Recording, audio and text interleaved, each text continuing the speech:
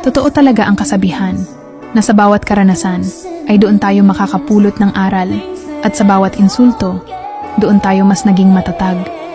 Ang buhay ay isang mahabang paglalakbay na puno ng iba't ibang karanasan, masaya man o mapait. Ang mga pagsubok gaano man ito kahirap ay nagsisilbing hagdan sa ating pag-unlad.